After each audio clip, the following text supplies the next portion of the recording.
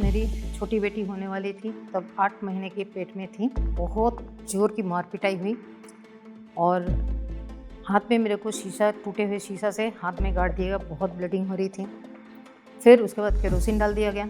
जलाने ही वाले थे तो पड़ोसी आके बचा लिया। आधी रात को जब लेबर पेन शुरू हुआ, तब मैं अकेली 1.5 साल की बड़ी बेटी को लेकर मैं गाड़ी चलाते हुए हॉस्पिटल खुद गई। पटना में हम लोग सब कुछ छोड़ के शिफ्ट हुए, सारा बिजनेस छोड़ दिया। उसके ठीक 2 महीने के अंदर मेरे हस्बैंड को हमारे घर में गोली मारकर हत्या कर दी गई। मैं नीता सिंह, बिहार निवासी, एक बंगाल ओरिजिन मूल के परिवार में मेरा जन्म आरा में हुआ। उसके 2 साल के बाद मैं नानीहाल चली गई। 12 साल की उम्र में करीब मैं वापस पापा के मम्मी के पास में रांची चली आई। मेरे पापा बिहार गवर्नमेंट में गेजेटेड ऑफिसर थे। अब यहाँ का माहौल बिल्कुल अलग था। ऐशो आराम की ज़िंदगी, नानी कलार दुलार के बाद यहाँ एक middle class, simple middle class family, और पापा बहुत वसूल के पक्के, बहुत डिसिप्लिन एंड स्ट्रिक्ट थे। कम संसाधनों के बीच भी गुजारना पड़ता था, जो कि उसी समय से कुछ समझ में आ गया था कि हर मामले में पैसे का थोड़ा सोचना पड़ता था। कुछ समझ तो थी नहीं, लेकिन कुछ थोड़ा बहुत समझ में आती थी।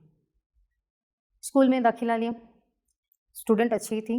फिर स्कूल ख़त्म हुआ, उसके बाद कॉलेज भी रांची से ही हुआ। ऑनर्स लेकर ग्रेजुएशन तक पढ़ाई की। एग्ज़ाम का फॉर्म भरा, फाइनल एग्ज़ाम होने ही वाला था, तो वहाँ छात्र आंदोलन शुरू हुआ, जिसके कारण पूरा डिस्टर्ब हो गया। एग्ज़ाम्स 1 साल तक पीछे चला गया। इस बीच मेरी शादी हो गई।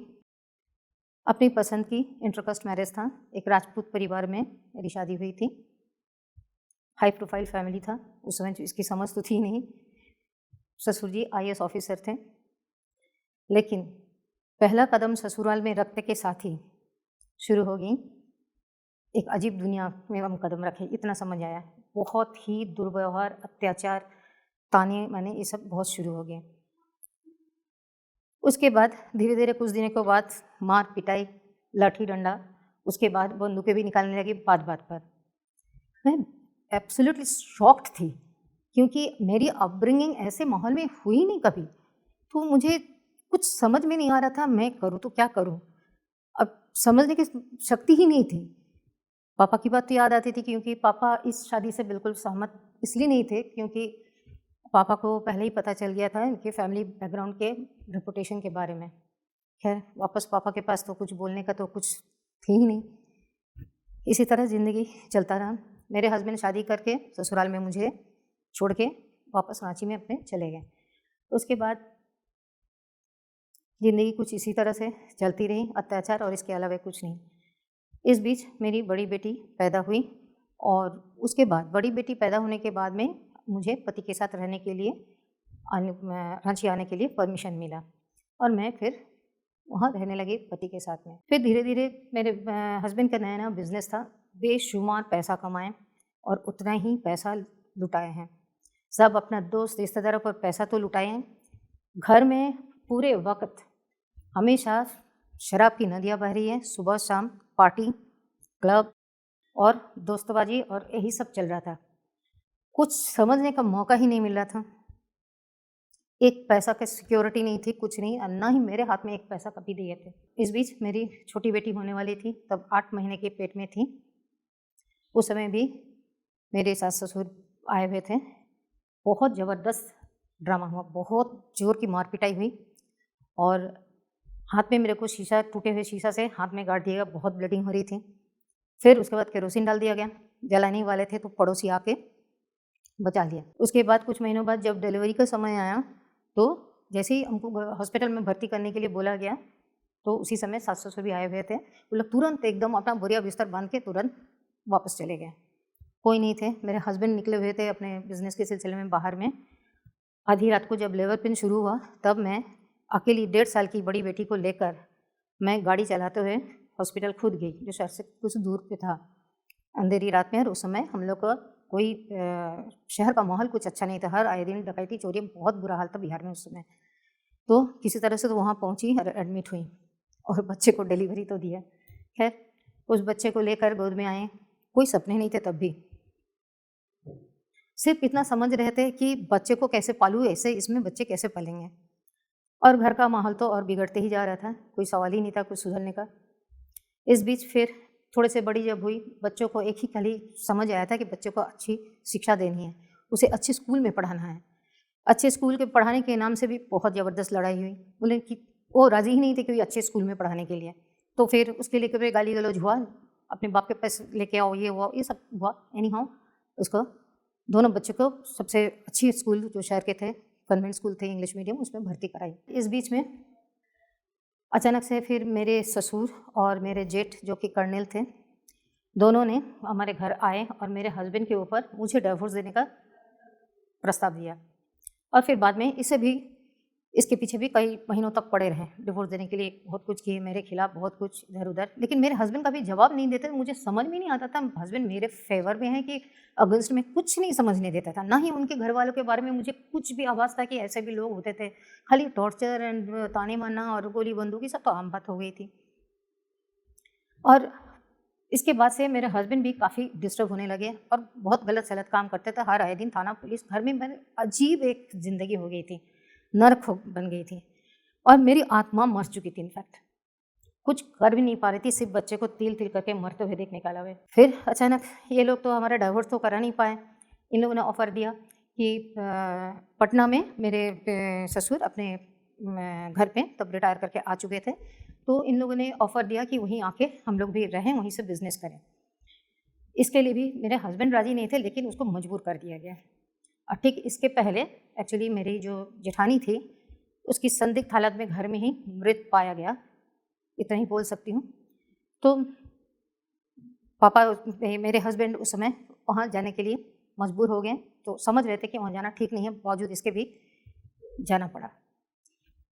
तो पटना में हम लोग सब कुछ छोड़ के शिफ्ट हुए, सारा बिजनेस छोड़ दिया। सबसे बड़ी बात है कि मेरी बच्चियाँ उस समय 8-9 में थी, इतना सीनियर क्लास, एक अच्छे स्कूल, सब छोड़ के सबसे पहले तो इन्होंने टीसी ले लिया। मैंने मना किया कि टीसी कम से कम मत लो। टीसी ले लिया, छोड़ के पटना शिफ्ट हो गए। उसके ठीक 2 महीने के अंदर मेरे हस्बैंड को हमारे घर में गोली मारकर हत्या कर दी गई। कुछ नहीं समझ में आ रहा था, क्यों, कहाँ से हुआ। इतना ही समझ आ रहा था इनका बिजनेस था, इतना बिजनेस राइवल्स थे, कुछ थे। रांची में कभी कुछ नहीं हुआ, राज बिजनेस में थोड़ा अच्छे नहीं चल रही थी, तब अब आके क्यों कोई मारेगा, कुछ करेगा। ये लोग तो कहानी बहुत सारा फैलाना शुरू कर देन एंड देयर, और मुझे तो हत्यारे ठहराने के पूरा शुरू हो गया।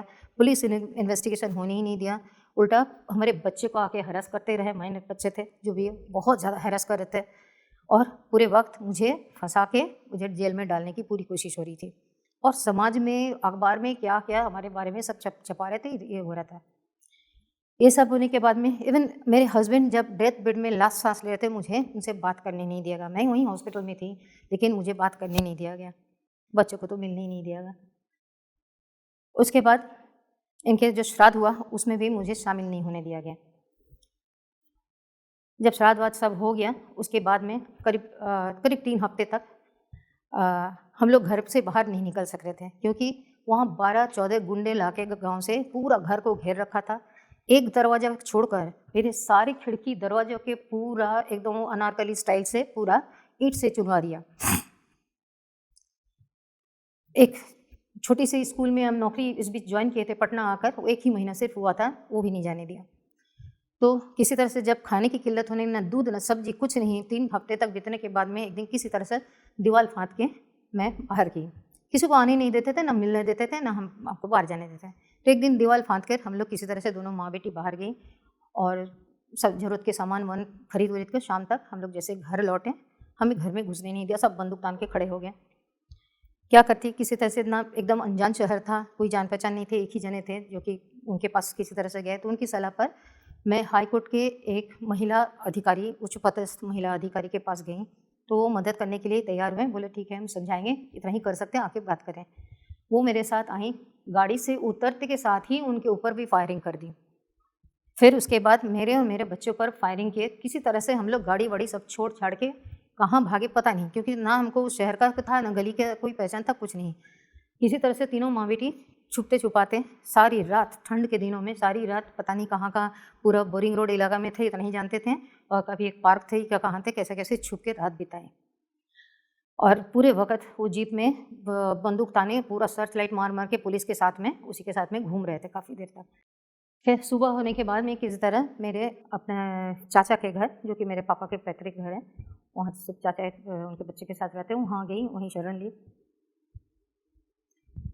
उसके बाद किसी तरह से पुलिस की मदद से हम अपने घर से कुछ सामान हम थोड़ा-सा निकल सकें। लेकिन हमने खोज-खोज के हम थक गए, कहीं मेरे नहीं मिला। मेरे ना तो गहने मिले और ना तो मेरा कोई ज़रूरी कागज़ात मिली। मेरे आइडेंटिटी, मेरा सर्टिफ़िकेट, एजुकेशनल सर्टिफ़िकेट्स, एवरीथिंग सब गए। एनीहाउ आए, 3 महीने तक चाचा के घर में रहे। वहाँ भी प्रॉपर्टी की बात तो थी, बहुत सुखद अनुभूति तो नहीं थी। फिर 3 महीने के बाद कुछ समझ में नहीं आ रहा था। इन लोगों ने तय किया कि मेरे एक जीजा जी के गाइडेंस में बंगाल के एक छोटा-सा शहर आसनसोल में हमें शिफ्ट किया गया।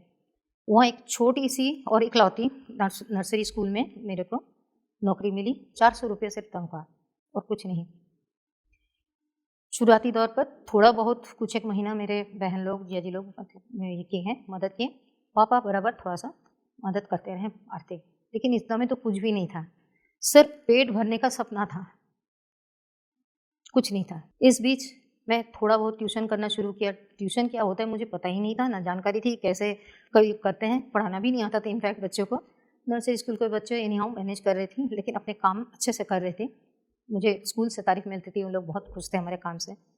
फिर धीरे-धीरे थोड़ा ट्यूशन पढ़ाने लगी। फिर एक पेयरलेस का एजेंट का काम थोड़ा शुरू किया, थोड़ी बहुत इनकम वहाँ से भी हो जाती थी। फिर मेरी एक मौसी ने मदद किया, उनकी सलाह पर मैं बिज़नेस करने लगी साड़ी की। कलकत्ता से साड़ी लाकर घर-घर में जाकर मैं बेचती थी। मैं भूल गई थी इस बात को, और मेरे को कोई इसके लिए शर्म नहीं था, और ना कि पिछली ज़िंदगी की मुझे याद थी कि मैं इतने बड़े घराने की लड़की और घर-घर में जाकर मैं साड़ी बेचूँ। मुझे कोई बुरा भी नहीं लगता था, ना मुझे कभी डर लगा। इस तरह से बच्चे अपनी पढ़ाई के साथ में हमारे बिज़नेस और घर का काम वगैरह में मदद भी करती थी। थोड़ा बहुत इधर-उधर से कुछ-कुछ पैसा भी कमाने लगी थी। लेकिन इस बार एक और बड़ा झटका आया। 3 साल हुआ ही नहीं था कि मेरे पिताजी गुज़र गए। ये मेरे लिए बहुत बड़ा झटका था। और पहली बार मुझे रोना आया, आँख के सामने अंधेरा छा गया। खैर ज़िंदगी तो रुकने वाली थी नहीं, अपनी गति से चलना ही था। इस बीच इसी तरह से लड़ाई करते हुए किस तरह से हमारे बच्चे को मैं पढ़ाना शुरू किया। आखिर में दोनों बच्चे मेरे मास्टर्स एंड बीएड किया, फिर नौकरी भी जॉइन कर ली। मेरी छोटी बेटी बाद में पीएचडी भी की। इस बीच बड़ी बेटी की शादी हो गई और वो अपने घर चले गए। दोनों ही नौकरी में एस्टैब्लिश थे। मैं बिल्कुल अकेली आसनसोल में रह रही थी, अपनी नौकरी कर रही थी। बस आज मैं इतना ही कह सकती हूँ, दोनों बेटियों के साथ में, मेरी दोनों बेटियाँ के साथ में आज हम एक सम्मान की ज़िंदगी आत्मविश्वास से भरपूर होकर जी रहे हैं, और आगे आने वाले कोई भी फाइट्स हो, कोई भी संघर्ष हो, उसके लिए हम बिल्कुल तैयार हैं, हम तीनों। जोश टॉक के माध्यम से जोश टॉक को धन्यवाद देते हुए मैं यही कहना चाहती हूँ कि ज़िंदगी में डरना नहीं है, लड़ना ज़रूरी है। और अब मैं बिहार में कोई गांव में भी जाती हूँ, कोई औरतों से काफ़ी लोगों से मैं करती हूँ, तो वो लोग मेरे काउंसलिंग को बहुत करते हैं। उन लोगों में मैं पाती हूँ कि बहुत ज़्यादा उन लोगों में जोश है, इच्छा है, काबिलियत है। और लास्ट में यही कहना चाहूँगी कि अगर रोने की 100 वजह है तो मुस्कुराने की 1000 वजह ढूंढ लो। Thank you. थोड़ा सबके अगर ऐसा लग रहा हो कि जोश टॉक्स बिहार जमीनी स्तर के कहानी, किस्सा और लोग सबके जीवन यात्रा अगर दिखा रहा है तो एक सब्सक्राइब करूँ, लाइक करूँ और वीडियो शेयर करते रहूँ।